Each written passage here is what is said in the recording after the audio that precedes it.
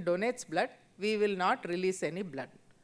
So the intern who has taken the patient, the HOD is saying, no, we have to operate, otherwise the patient will die or something like that. So the intern, what he does, he goes and he sees that there is no blood and the patient is very old. The person who has come with him is so emaciated, they can't take blood from him also. So the intern donates. What is he demonstrating? He is demonstrating altruism. Okay? Now, what we see, the attitude effect, intern may feel happy. He may not feel happy also, but we can't see that. He may feel I have done something by donating blood. But for the intern to donate blood, he may have observed something. He may have observed another resident donating blood. Some faculty members, some senior professors, they themselves regularly donate blood for some cases. So he may have read about it, or he may otherwise be worried that the patient may die. So for whatever reason, he has donated blood. Now, why is this important? Because it is this circle, which is just inside the outer circle, which is available for us as educators to do something so that we motivate altruistic behavior, or any behavior for that matter. So that is why it's a good diagram for us to keep in mind. Now I'll come to the AETCOM module. So we are all familiar with the AETCOM module. It has an appendix in which there are 39, it is listed, 39 core competencies and 15 non-core competencies. And when it is listed, it is also listing the main domain. So they'll put a K if it is knowledge, they'll put an S if it is skill. So if you look at this AETCOM module, you'll notice that out of the 39 core competencies, 21 are knowledge and 18 are skills. Out of the 15 non-core competencies, 5 are knowledge and 10 are skills, as listed by the NMC. Now, there is not a single competency in the affective domain. Attitudes are in the affective domain. Main domain is affective domain. So, if you go through it further, you will find competencies in the affective domain have been listed under knowledge and skills. For example, commitment to lifelong learning, it is listed as K. Altruism, empathy, all these are listed as S, skills. There are many more, I have not listed all of them. So the first contradiction in AETCOM, which I believe, is that competencies are not listed correctly, and those which should have been listed as affective domain have not been listed. So you might ask me, so what? They made a mistake. Yeah, but the point is, if something is in the affective domain, we are going to select our teaching learning methods to suit the affective domain. We are going to select our assessment methods to suit the affective domain. So there is a contradiction in that. Now, when you are looking further, you will find in the first professional year, they are supposed to demonstrate an ability to communicate to patients in respectful, non-threatening, non-judgmental, and empathetic manner. And the level shows how. Okay? If you see, many of these learners have no experience of doctor-patient communication. If you are positioning it in the first year, without prior exposure, with too many expectations to reach a level of shows how, I think that is a bit too much. So we are presuming that doctors have observed doctor-patient communication before they come. We are presuming that they know what the terms empathy, non-judgmental, non-threatening means in the context of a doctor-patient communication. Some of them may know what it means. But we are not able to, it is too early a time for us to teach all this at this level. So we need to think about it.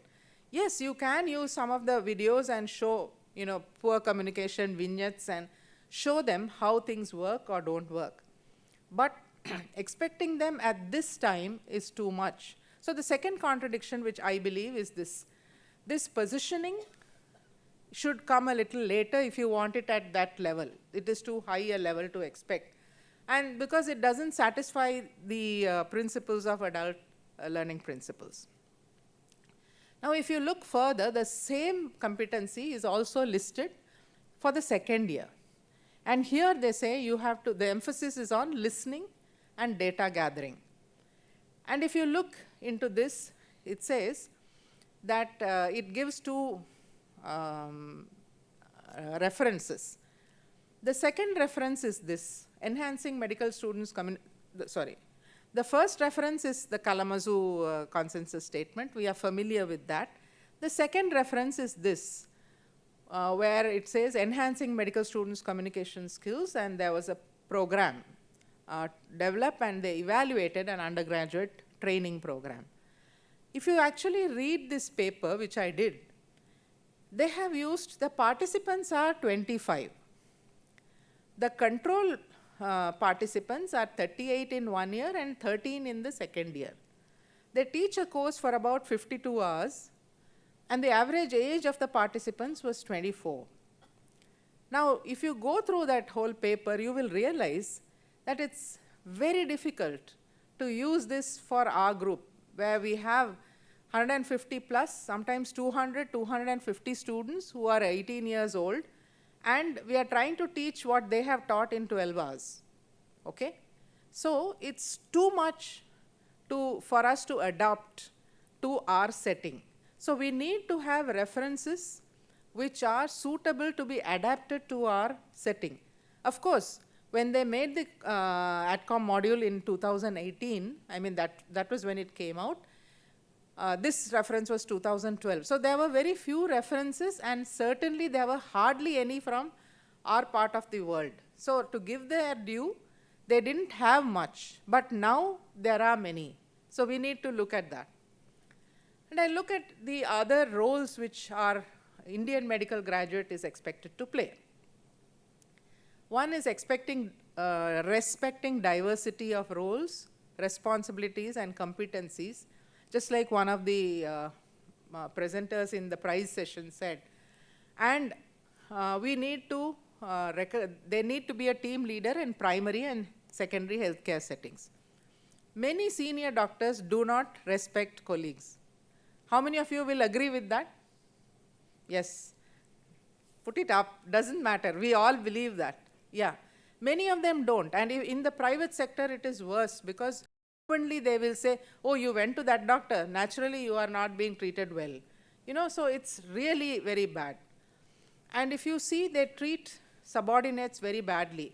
Surgeons think it's a great thing if they throw instruments, in the OT. They think it's a macho thing. Sorry, Avinash. But, it's very common where surgeons do all this kind of things. They treat nurses, not only surgeons, but many people treat pharmacists. I know that in certain parts of our own country, I have had reason to witness this, they won't even make eye contact, okay? So we are running with this. Almost all our training is in tertiary care, and we expect them to work as good team leaders in primary and secondary care, where they are not exposed to this. So why is this happening, that we are not able to treat our subordinates better? There is something called power distance. And power distance is nothing but how people of a specific culture, they view power relationships. That is, relationship between the senior and the subordinate. Sadly, Indian culture observes a very high power distance between seniors and subordinates. This is there. So you might ask, does culture affect communication? Of course it does. There is this book, I'm a fan of Malcolm Gladwell. I don't know how many of you read his books. But if you read this book, Outliers, he tells a story where there was a plane crash because of what is a power distance between the Korean pilots and the air traffic controllers of New York, okay? So it is uncommon for subordinates to question superiors in some cultures, including ours. Now, a junior doctor won't correct the senior even if you know that he or she is making a mistake. Why should I? He'll shout at me. That will be their attitude towards this. So culture affects attitude, which affects communication, which is also now affecting patient safety. We know people who are administrators will have 100 examples to give where we know that communication has affected patient safety. A lot of it has to do with this so-called power distance. So as Malcolm Gladwell has said, cultural legacies are powerful sources. They have deep roots and long lives. And therefore, another favorite cartoon, why are you in a cage? Because I speak, right? So this is a problem for many junior faculty, sometimes seniors too. Okay, they don't want to hear the truth, right?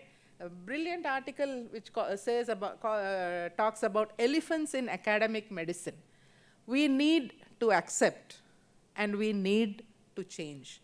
Unless we change this power distance, it's not going to help us in any way. Right. So why is teaching and fostering attitudes so difficult? The first thing is, as faculty, we are not comfortable teaching topics which we did not learn. If you take all of us, if I learned something like this, I will teach this in a better way. So when you are asked to teach something which you have not been taught, like none of us were taught ethics or communication or any of these things, it is a little difficult for us to start de novo. That is the truth. Secondly, sometimes we are asking to foster things like lifelong learning, like scholarship.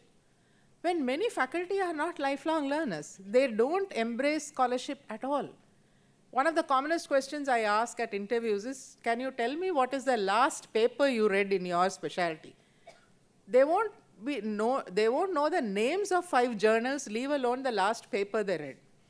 So how do we expect them to foster lifelong learning when you are not a lifelong learner? Tell me. And this is, like Avinash said, we are having 713 medical colleges.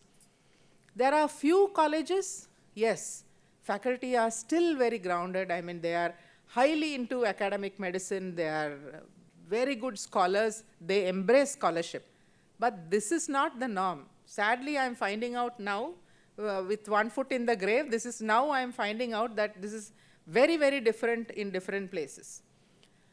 We also find it difficult to adjust in the manner in which youth communicate. I used to have faculty who says, ma'am, they don't even bring a pen and pencil to class because they are using their tablets, okay? So we need to adjust to the manner in which youth not just communicate, and many of them won't make eye contact. They'll be looking here, there, they won't stand up. So not just communicate, but the way they learn also. So we need to start adjusting to that. There is also a lot of learned behavior from schools and homes. See, a lot of behavior we need to add on. And this is not happening in homes. Kids who are coming to our medical colleges are not learning the simple things of discipline. They don't come to class on time. They don't come to class only. They don't come well groomed. Actually, some of them don't even know that their clothes are dirty. So these are things which we learned at home. You know, if we come to some place, we come with a certain degree of grooming because that was what we were taught. And that is not happening here. We are trying to teach them how to write letters in first year. Come on. We learned how to write letters in 3rd standard. We also have this tendency to use material which we like and students can't relate to. I'll give you an example.